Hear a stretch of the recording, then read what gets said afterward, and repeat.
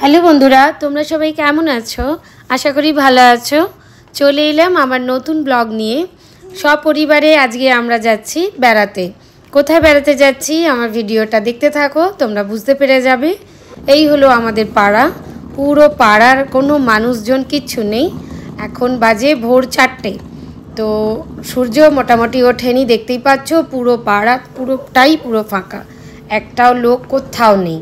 তো আমরা চারজনেই মোটামুটি এগিয়ে যাচ্ছি স্টেশনের দিকে। এই হলো রাস্তার মোড়, চারদিক ফাঁকা। এখন ভোর 4টে বাজে, কেউ কোথাও নেই। আর আমরা বেরিয়েছি আমাদের গন্তব্যস্থল কোথায়, ক্রমশ প্রকাশ্য।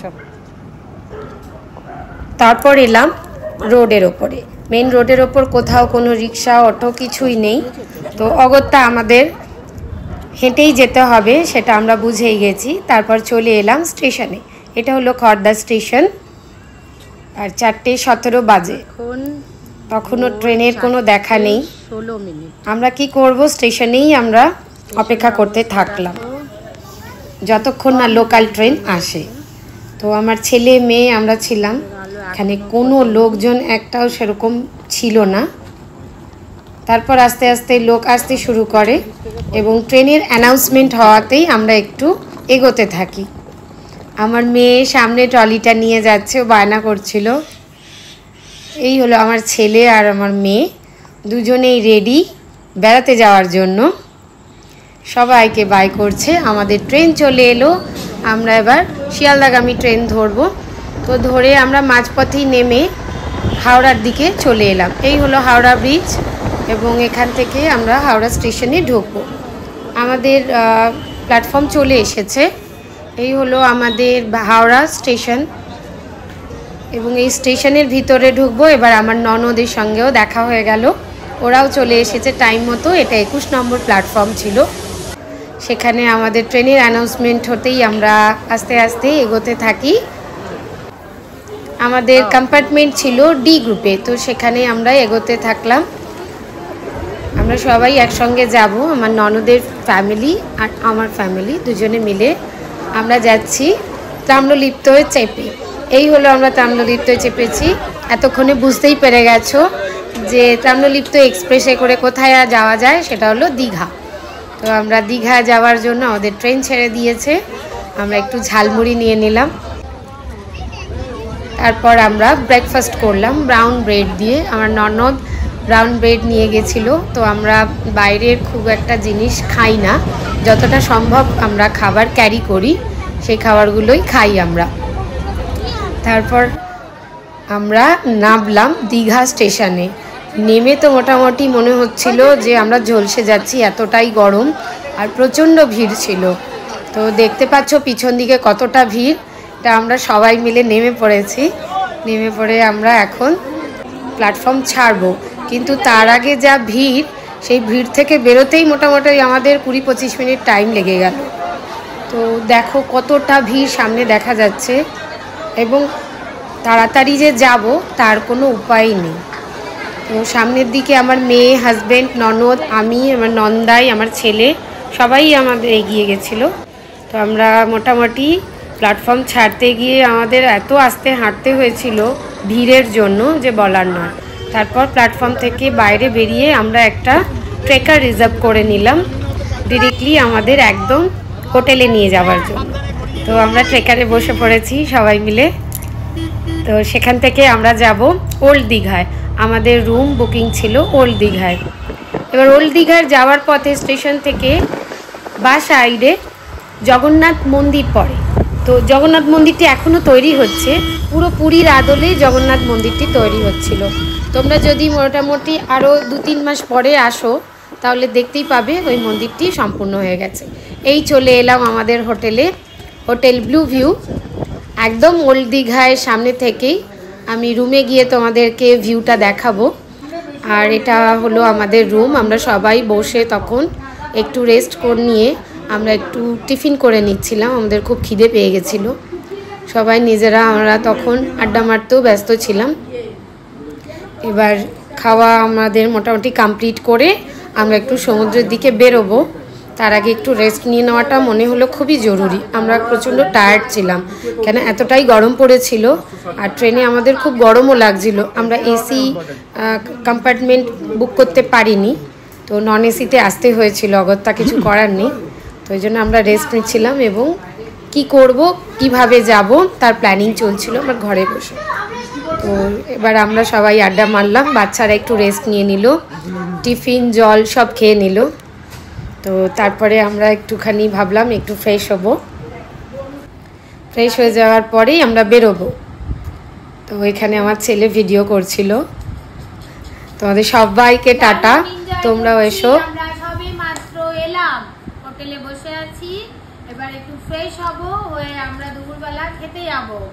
সবাই আমাদের সঙ্গে চলুন। গরম থাকলেও চলুন আমাদের কিন্তু খুব আনন্দ হচ্ছিল। এরপর ভিউটা দেখে নাও, এটা আমাদের হোটেলের আমাদের রুমের ব্যালকনি থেকে পুরো সমুদ্রটা এইভাবে দেখা যায়। সমুদ্রটা দেখা যাচ্ছে। আপনারা সবাই কতটা দেখতে পাচ্ছেন আমি জানি না, চেষ্টা করছি আমি পুরো ভিউটা দেখাতে। এখন যেহেতু খুব রোদ্দুর, তো আমরা স্নান করতে যেতে ব্যালকনি থেকে সমুদ্র সত্যি অপরূপ লাগছিল। মানুষ আনন্দ নিচ্ছে। আমরা এখন সবে মাত্র এলাম, একটু ফ্রেশ হব, হয়ে তারপর বেরোবো। তোমরাও গেলে এই হোটেল বুক করতে পারো। এই আমাদের হোটেলের লিফট, এবার লিফটে করে আমরা নিচে নেমে যাব একটু সমুদ্রের দিকে। হোটেল মোটামুটি পরিষ্কার পরিচ্ছন্ন ছিল, সার্ভিসও খুব ভালো ছিল, আর একদম সি বিচের কাছে যেহেতু তাই আমাদের খুব সুবিধাও হচ্ছিল। এই লিফটে করে আমরা নিচে নেমে গেলাম। এবার আমরা লাঞ্চ করতে যাব এদিকে। তো তার আগে একটু মার্কেটটাও ঘুরে দেখছিলাম। তারপর আমরা মার্কেটটা ঘুরে দেখে লাঞ্চের জন্য আমাদের কাছাকাছি একটি হোটেলে চলে গেলাম। এটার নাম হলো হোটেল বলাকা। তো এখানে লাঞ্চে সমস্ত কিছুই পাওয়া যায় তাই শুনেছি, কিন্তু গিয়ে অভিজ্ঞতা খুব একটা ভালো লাগেনি। মরা আর শোলা টেবিলের ওপর পড়েছিল, এসিটা সেরকম ঠান্ডাই হচ্ছিল না, কিন্তু কিছু করার নেই। আমরা যখন চলে গেছি বসে পড়েছি এবং অর্ডার দিয়ে ফেলেছি, তো আমরা লাঞ্চটা এখানে করে যাব। কিন্তু আমরা ভাবছিলাম আমরা হয়তো নেক্সট দিন আর যাব না। লাঞ্চের কোয়ালিটি মোটামুটি ভালোই ছিল, খুব হাই না হলেও মোটামুটি চলনসই। তোমরা যারা মোটামুটি একটু লাঞ্চ একটু বেশি ভালো করতে চাও তারা এই হোটেলে এসো না। আর এই হলো আমাদের হোটেলটার সামনেটা, আর বলাকাও একদম পাশেই ছিল।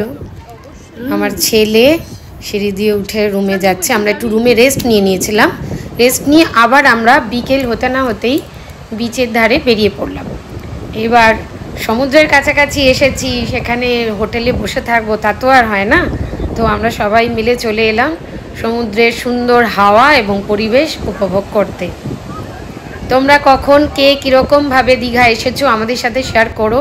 আমার যতটা সম্ভব আমি শেয়ার করছি, এবং তোমাদের যত সুবিধা হয় সেরকমভাবেই আমি পুরো ব্লগটায় তোমাদের বলে দেব যে আমরা কখন কোথায় যাচ্ছি। টাইম টু টাইম চেষ্টা করেছি তোমাদের কাছে তুলে ধরার। তো বিকেলবেলার হাওয়াও ভীষণ ভালো লাগছিল, গরমটা অতটা বোঝা যাচ্ছিল না, বিকেলে এতটাই হাওয়া ছিল। আমরা একটু নিজেদের মধ্যে আড্ডা মারছিলাম, মেরে এখন প্ল্যানিং করছিলাম যে কোথায় কিভাবে যাওয়া যায় বা কিছু।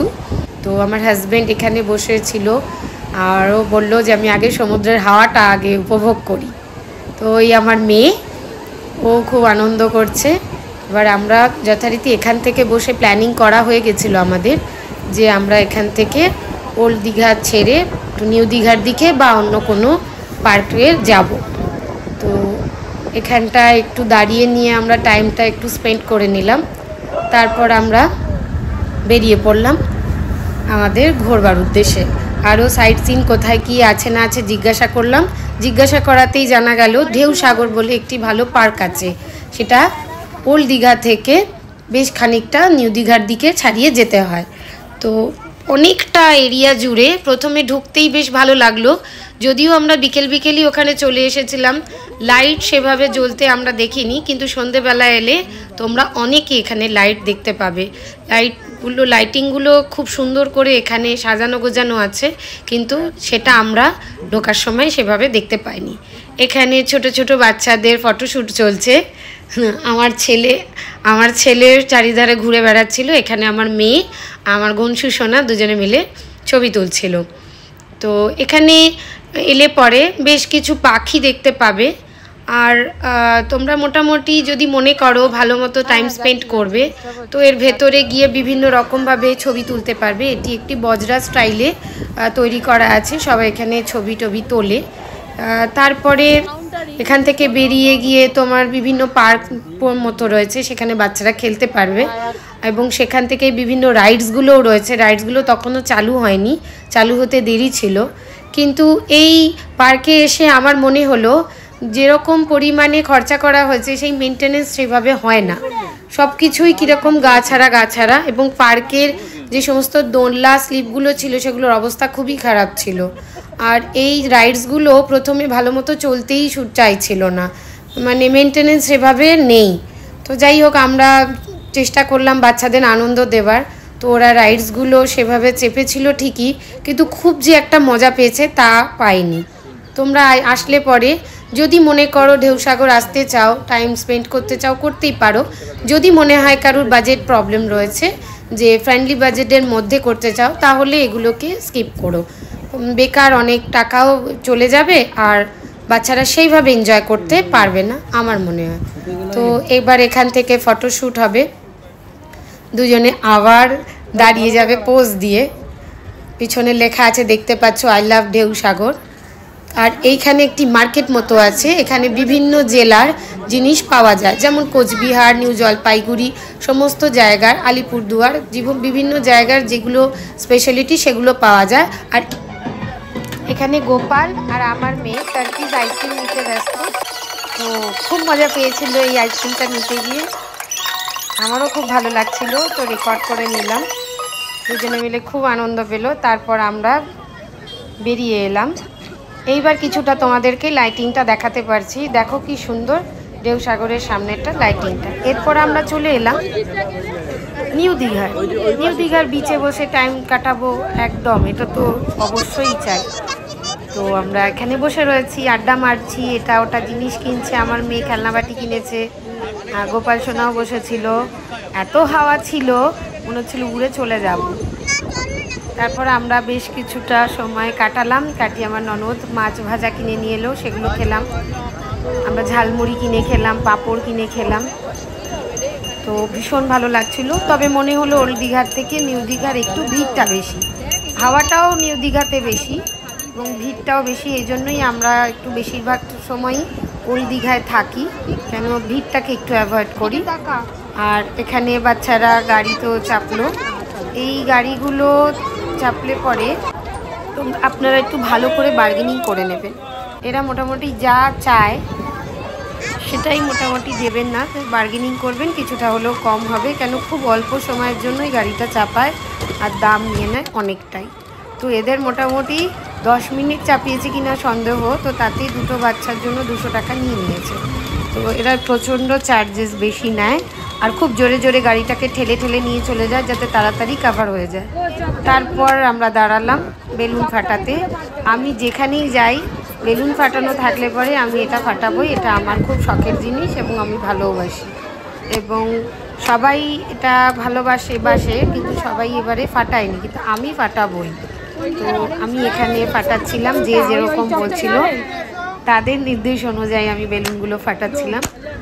পাশ থেকে আমার ছেলে, ননদ, নন্দাই প্রত্যেকেই বলেছে। আর আমার এটা এতই ভালো লাগে, আমি যেখানেই দেখি সেখানেই এই বেলুন ফাটানোটা আমার চাই।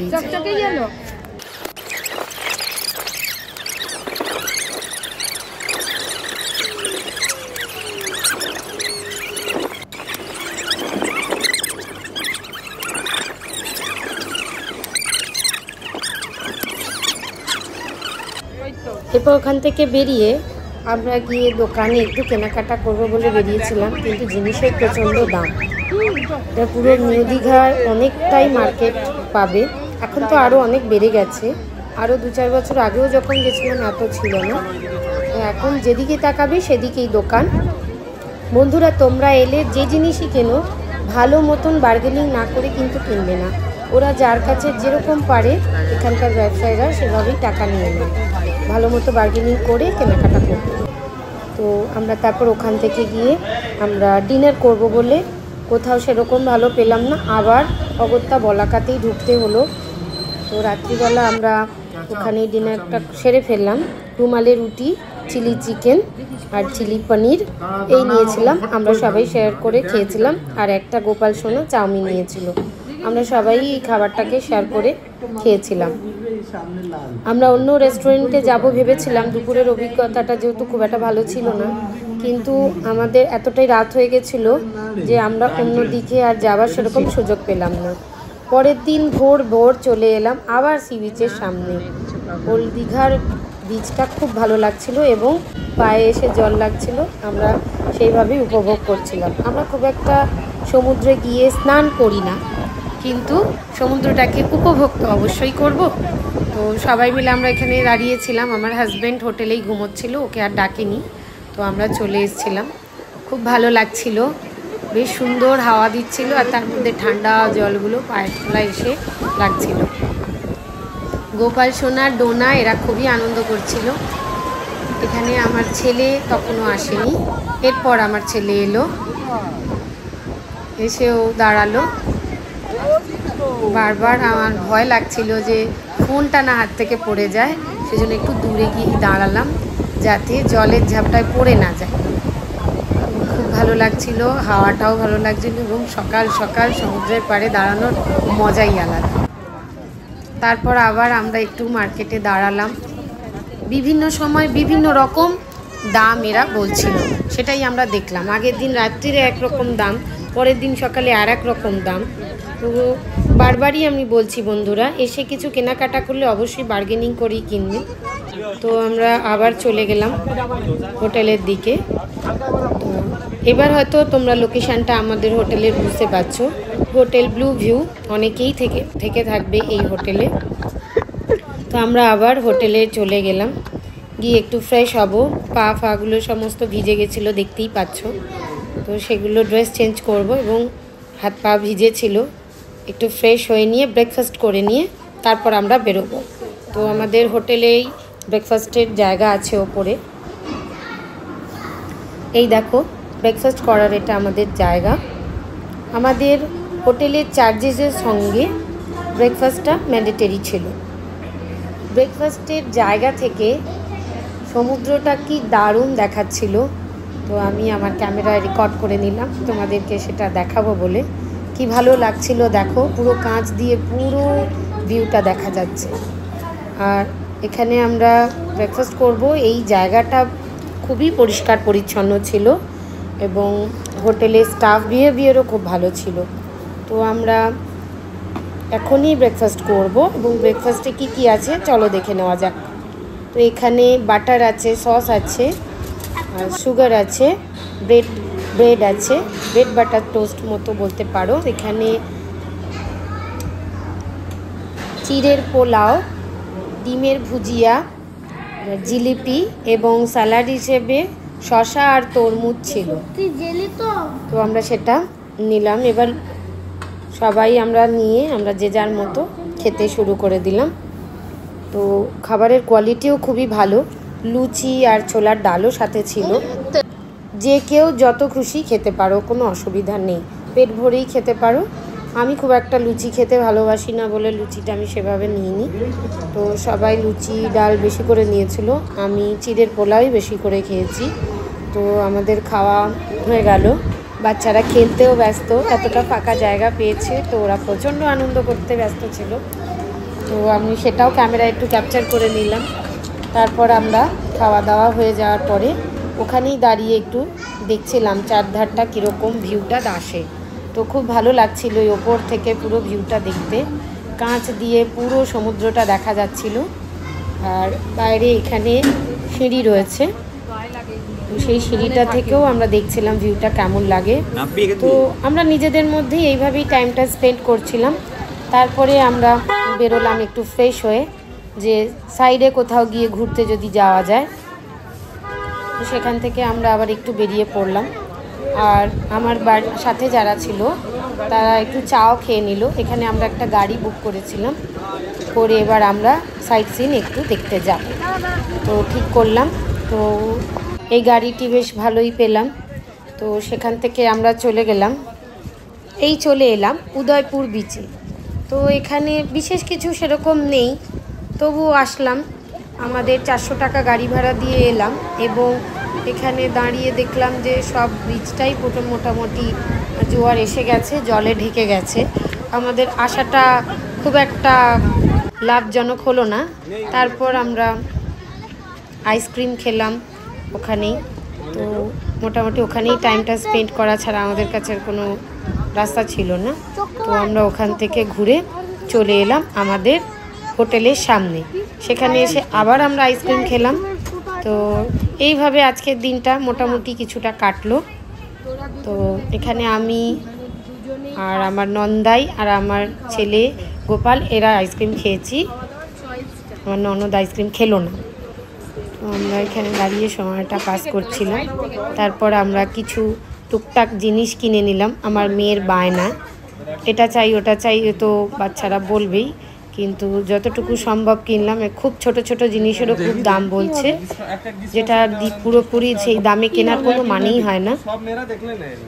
একটু দামাদামি করে কিনলে পরে সত্যি খুব ভালো জিনিসও পাওয়া যায়, কিন্তু দামাদামি করে কেনাটা খুব দরকারি।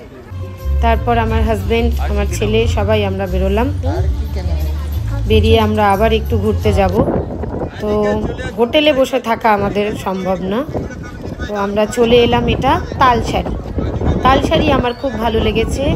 বিচ অনেকটা চওড়া এবং খুব হাওয়া, খুবই ভালো লাগছিল। এখানে এলে প্রচুর লাল কাঁকড়া দেখতে পাবে, কিন্তু জোয়ারের সময় এলে কাঁকড়ারা তো দেখতে পাবে না। ভাটা থাকাটা খুব জরুরি, তাই তালসারি এলে ভাটার টাইমটা জেনে নিয়েই আসা উচিত। তোমরা বন্ধুরা যখনই তালসারি আসবে মনে করবে ভাটার টাইমটা কিন্তু ওখানকার লোকাল ট্রান্সপোর্টের কাছ থেকে জেনে নেবে এবং ওরা তোমাদেরকে ভাটার টাইমটা বলে দেবে। সেই মতো তোমরা ওদের থেকে জেনে নিয়ে আসবে। আমরা ওখান থেকে মাথা পিছু 50 টাকার একটি বাইক ভাড়া করে নিলাম প্রত্যেকেই, এবং সেই বাইকে করে বেশ খানিকটা বিচের মাঝামাঝি চলে গেলে তারপর তোমরা প্রচুর কাঁকড়া দেখতে পাবে। বেশ খানিকটা যাওয়ার পরেই কিন্তু লাল কাঁকড়া দেখতে পাবে, কিন্তু লাল কাঁকড়ার সামনে থেকে পুরো ঘুরে বেড়াচ্ছে, সেটা আমি ক্যামেরায় ক্যাপচার করতে পারিনি, কেন যখনই কাছে যাচ্ছি তারা সব গর্তের মধ্যে ঢুকে যাচ্ছে। আমরা দূর থেকে দেখতে পাচ্ছিলাম, আর আমার ক্যামেরাটা মনে হচ্ছিল হাওয়ায় পড়ে যাবে, এত এখানে হাওয়া, এবং বাইকের স্পিডও যথেষ্ট ছিল। তো খুব ভালো লাগছিল। তাই কাঁকড়ার মোটামুটি ছবি তো তুলেছি, কিন্তু কাঁকড়াগুলো যেভাবে দৌড়াদৌড়ি করছিল সেই ছবিটা আমি তোমাদেরকে পরিষ্কারভাবে দেখাতে পারলাম না, কেন ছবি যখনই আমরা ভিডিও করতে আমি এগিয়ে যাচ্ছি তখন তারা ভেতরে ঢুকে যাচ্ছে, কিন্তু তোমাদের দেখতে খুব ভালো লাগবে। অনেকটা দূরে যেখানেই হাত দিয়ে এই ভদ্রলোক দেখাচ্ছেন, আমাদের যিনি চালিয়ে নিয়ে যাচ্ছিলেন, সেই জায়গাগুলো পুরো কাঁকড়ায় ভর্তি ছিল।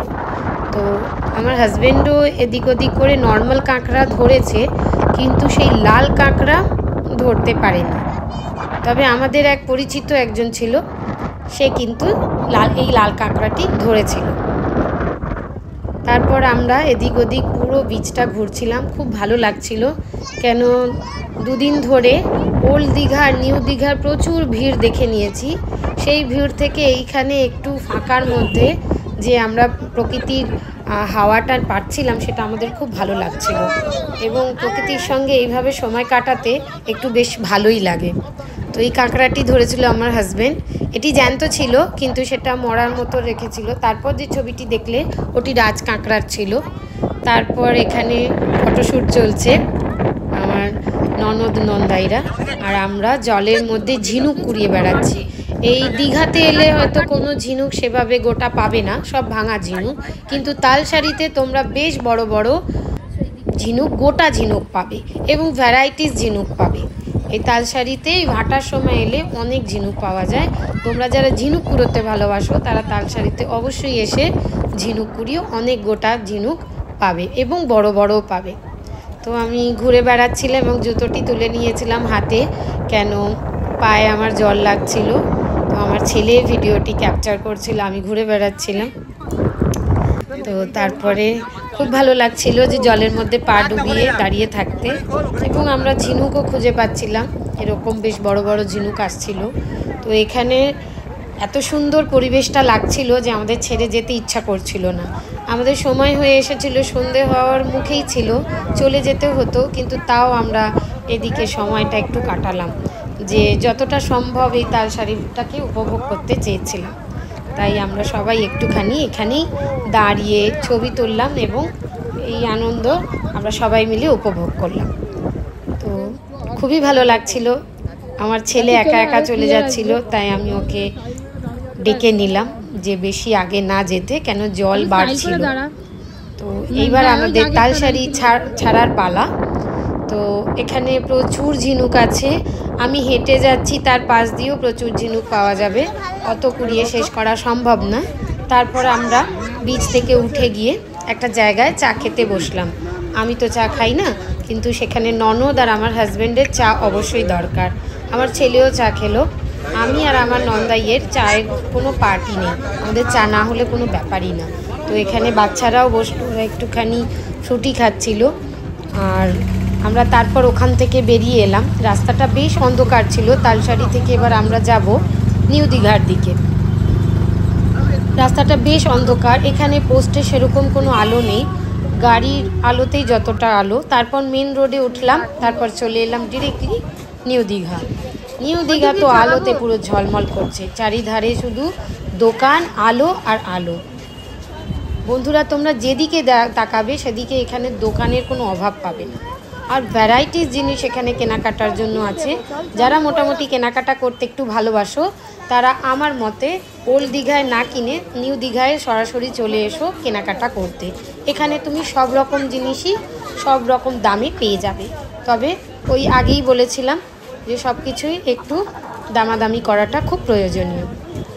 এখান থেকে আমরা একটু বিচের দিকে চলে যাচ্ছি, এবং দোকানে আমরা সেইভাবে খুব একটা কেনাকাটা সেরকম কিছু করিনি, কেন আমরা বহুবার দীঘা এসেছি এবং সব রকম জিনিসই আমাদের প্রতিবারই এসে কেনা হয়ে থাকে। তো এই জন্য এবারে নতুন করে আর সেই রকম বেশি কেনাকাটায় যাইনি। আমরা দুদিনের জন্যই গেছি, তাই মনে করেছি যে সময়টাকে ভালো করে উপভোগ করি। এই জায়গায় পুরো বিচে, সি বিচে নিউ দীঘার এতটাই হাওয়া যে এখানে কথা ভালো করে বলতে পারছি না, এত হাওয়া। ভিডিও করাও খুব দুষ্কর, দেখতেই পাচ্ছ চুলের আমাদের অবস্থা কীরকম, মানে এত হাওয়াটা স্পিড, যেটা কিন্তু ওল্ড দীঘায় এতটা হাওয়ার স্পিড নেই। তো আমরা এখানে বসে রয়েছি, টাইম স্পেন্ড করছি।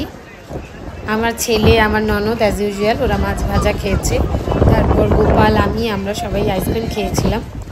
খেয়ে এখানে সবাই দেখছিলাম কীরকমভাবে কেনাকাটা কী করে না করে। তো আমরা একটু দোকান দেখলাম, আমার ননদ একটু কেনাকাটা করছিল, তারপরেই আমরা চলে গেলাম। রাত হয়ে গেল, আমরা ডিনার করতে। আজকে আর বলাকায় আমরা ডিনার করিনি, এজন্য একটু আগে ডিনার করতে শুরু করে দিলাম, কেন আগের দিন লেট হয়ে গেছিলো বলে আমরা ভালো রেস্টুরেন্ট পাইনি। এটা চলে এলাম বিরিয়ানি হাউস বলে একটি রেস্টুরেন্ট রয়েছে ও বলাকার একটু পাশেই। তো সেখানে গেলাম। এখানে খাবারের কোয়ালিটি মোটামুটি বেশ ভালোই লাগবে। তো আমরা মিক্স ফ্রাইড রাইস, বিরিয়ানি, রুমালি রুটি এ ধরনের সমস্ত খাবার আমরা নিয়ে নিয়েছিলাম, যেটা আমরা শেয়ার করে নিয়েছিলাম। গোপাল সোনা একটা চাউমিন নিয়েছিল, আর তন্দুরি রুটিও নিয়েছিল আমার হাজব্যান্ড। তো আর চিলি চিকেন ছিল সাথে, আর ছিল সাথে অনিয়ন স্যালাড। তো আমরা ভীষণ ভালো খাচ্ছিলাম, খাবারগুলো খুব ভালো লাগছিল, আর খিদেও পেয়েছিল খুব। তো আমরা যখনই যেখানেই মোটামুটি খাওয়া দাওয়া করি, আমরা শেয়ার করেই খাবার দাবার খাই।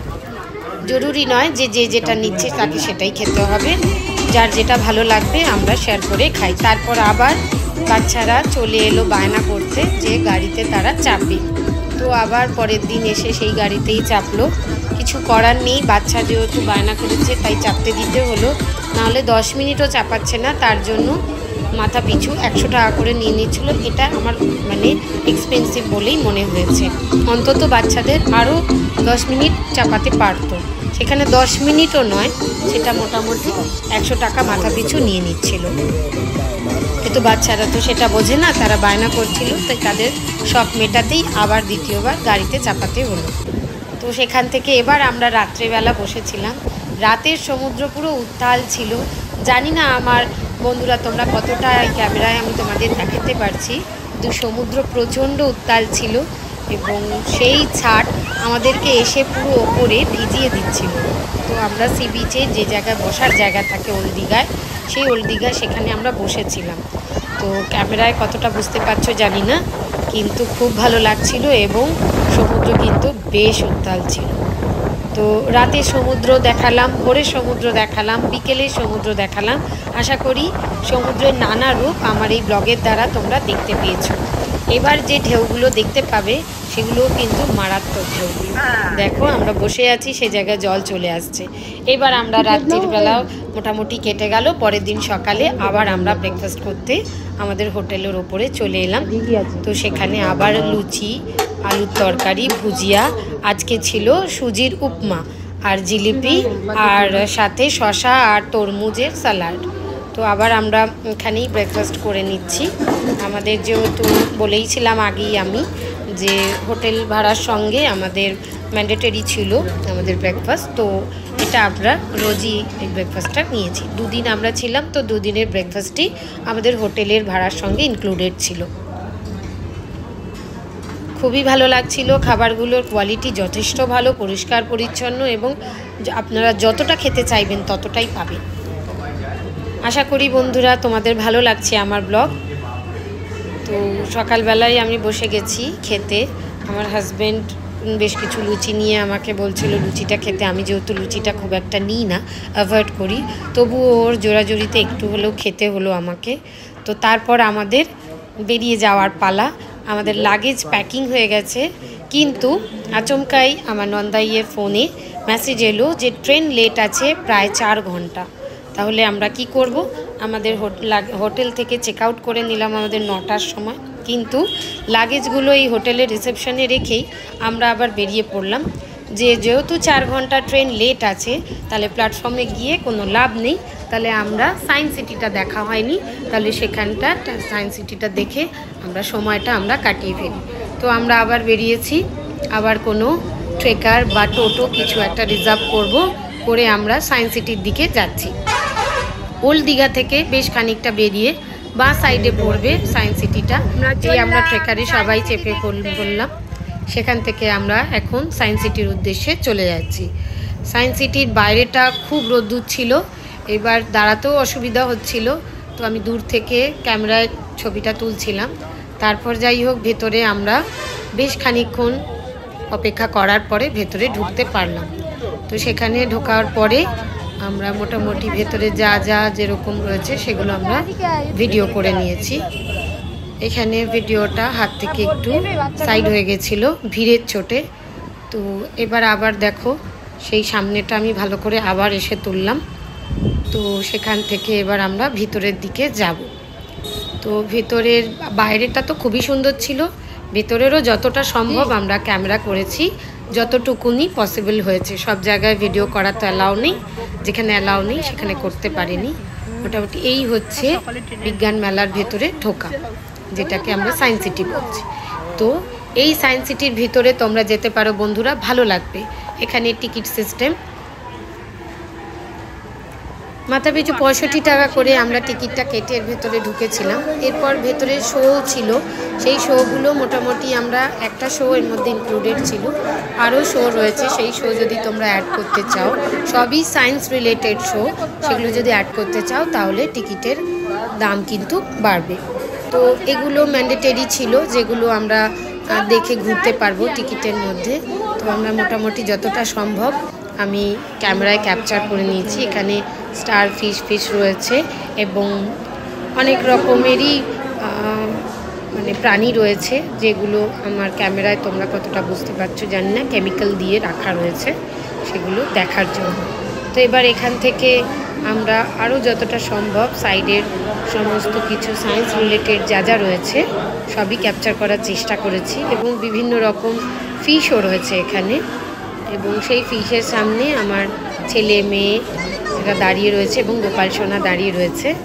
তো সেখান থেকে আমরা মোটামুটি পুরো সায়েন্স সিটিটা ঘুরছি। এই অ্যাকোয়ারিয়ামটা আমার খুব ভালো লেগেছে, খুব সুন্দর কালারফুল মাছগুলো এবং জলও খুব পরিষ্কার এবং ওয়েল মেনটেন এই সায়েন্স সিটিটা বলে আমার মনে হয়েছে।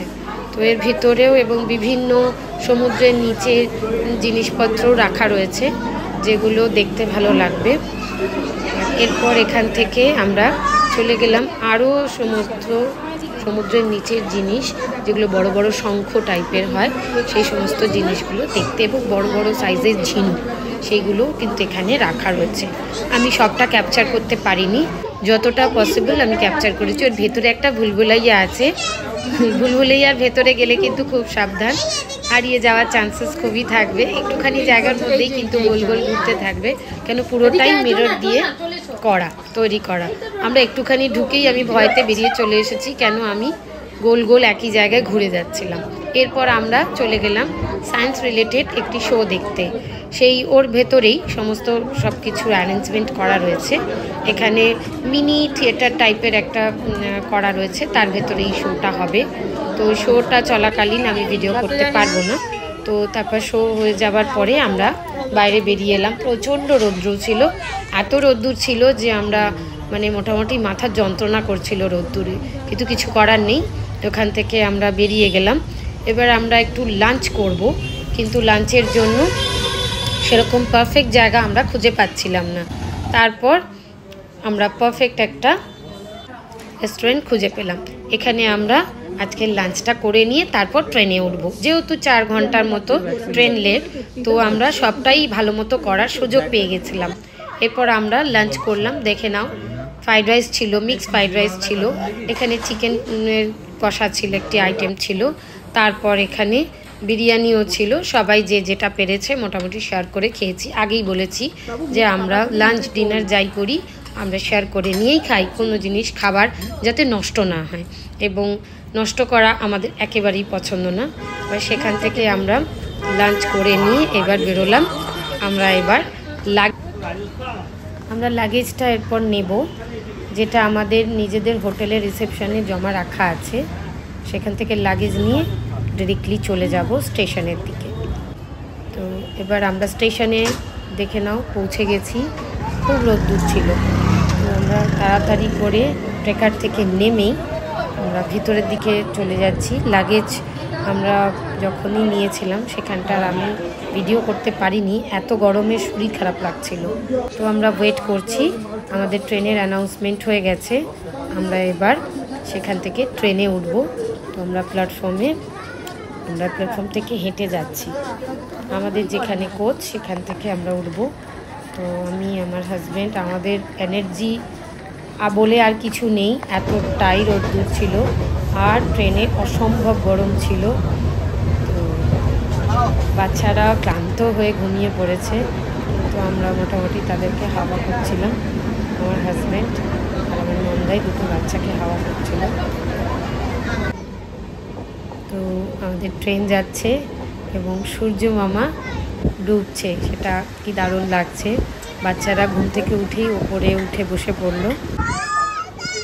দুজনে মিলে আমার ছেলের সাথে দুটো বাচ্চা কি কাণ্ড করছে। যতই গরম পড়ুক আর যাই পড়ুক, বাচ্চাদের আনন্দের কিন্তু কোনো সীমা ছিল না। আমরা ট্যুরটা কিন্তু খুব ভালো রকমই এনজয় করেছি, কোনো গরমই আমাদের কিন্তু আটকে রাখতে পারেনি। তো এই দেখো, আমরা এবার ট্রেন থেকে নামছি।